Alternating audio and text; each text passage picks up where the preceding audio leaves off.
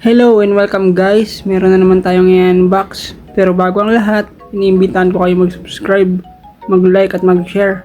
Bago natin simulan ng pag-unbox, mag-intro na muna tayo.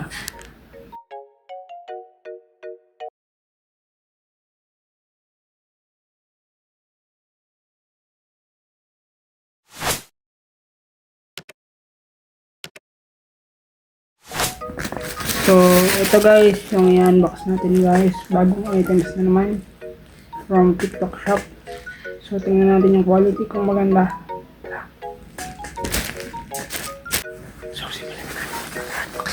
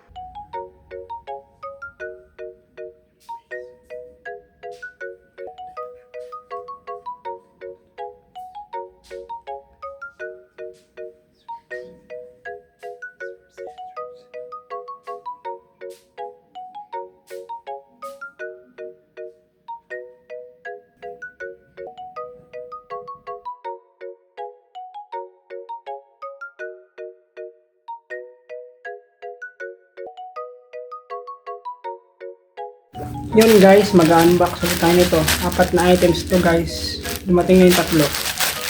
Ito isa, dalawa, 3. Yung isa nabuksan ko na eh. So unahin ko muna to guys.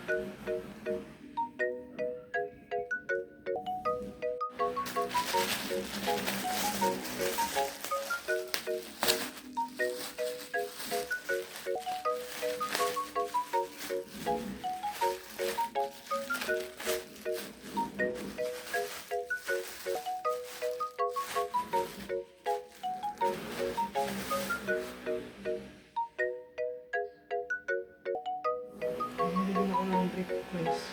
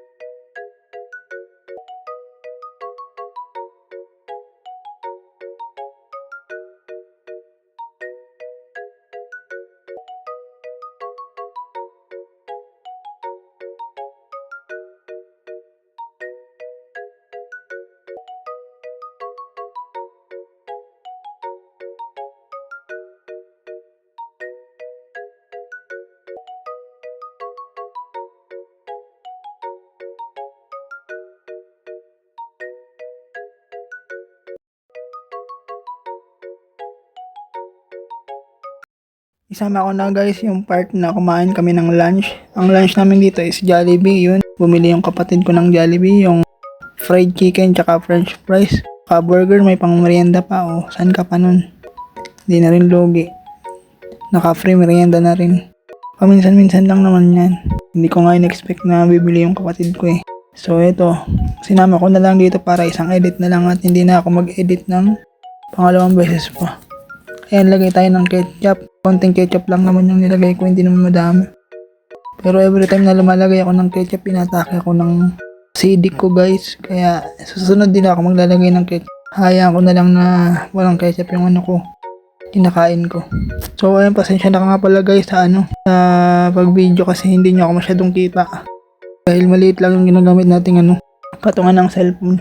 So ayun guys, wala namang bago dyan, kumakain lang naman kami dyan ng lunch. Gusto ko lang share sa inyo para hindi na ako mag-edit pa sa mga dalawang beses pa na pag-edit. Medyo nakakatamad rin kasi Sa mag-views lang, 10 views, 11 views. Sana tumaas naman para ganahan naman akong gumawa ulit ng mga panibagong uploads kasi nakakatamad kapag kukunti lang yung views na nakikita mo sa analytics mo, hindi pa nare-recommend yung video mo. Kaya ibigay naman to ng isang bagsak na like, tapos mag-subscribe naman kayo para updated kayo sa mga bago nating uploads na video. Ang laki ng subo ko dyan guys, so yan, medyo kita-kita na ako guys. Grabe, nabusog ako dyan, sobrang busog na busog.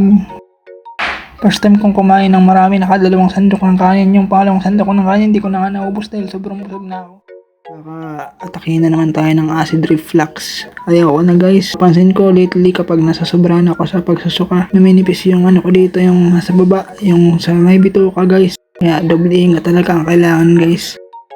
Hindi baling hindi tayo makatikim ng mga mahalang na pagkain, yung mga aasim na pagkain.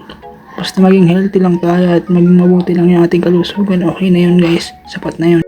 Kaysa naman sa nakakatikim nga tayo ng mga pagkain na yun, pero nalalagay naman sa halanganin yung ating kalusugan. Ayoko nang maghirap pa, kaya ayun, medyo nag-iingat na ako sa aking katawan. Paminsan-minsan kumakain ako, pero paminsan-minsan na lang yun, hindi na yung tipong araw-araw or sunod-sunod. May times na lang. Mahirap na, sayang yung buhay natin guys, hindi pa naman tayo nakakapag-asawa. Kailangan makapag-asawa muna tayo bago tayo wala sa mundo para may maiwan tayong alaala o magpapatuloy ng ating lahing nasimulan. Charot. Yun, ang sarap ng kain boy oh. Ikaw ba naman, maka-Jollibee ka? Jollibee ang kainin mo ngayong lunch? Hindi ka mabusog? Lalo na't bihira ka lang naman makakain yan. Minsan lang sa isang buwan. Yung sunod naman yun, matagal na naman tayo makakakain. Depende na naman sa sitwasyon guys.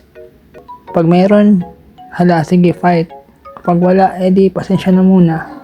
Ganun talaga ang buhay. Hindi naman sa lahat ng pagkakataon nasa taas ka. Dating talaga yung panahon na medyo kailangan mong magtipid dahil kailangan mong idaan yung pera mo sa mga ibang bagay katulad ng bills at iba pa. So ayun lang guys. Enjoy lang sa pagkain at sa buhay natin guys. Huwag tayo masyadong ma-stress sa mga problema guys. Yun dapat yung problema ang nai-stress sa atin guys.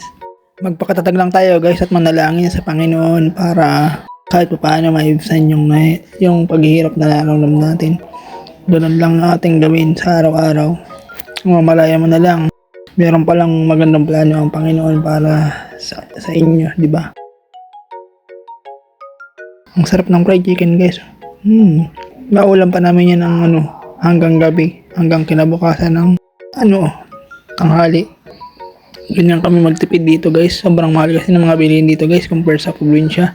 Sa probinsya okay lang 150 to 200 meron ka ng maghapong ulam. Dito kulang ang 200 sa maghapon guys. Kailangan dito gagastos ka ng 500 hanggang hanggang gabi na yun guys.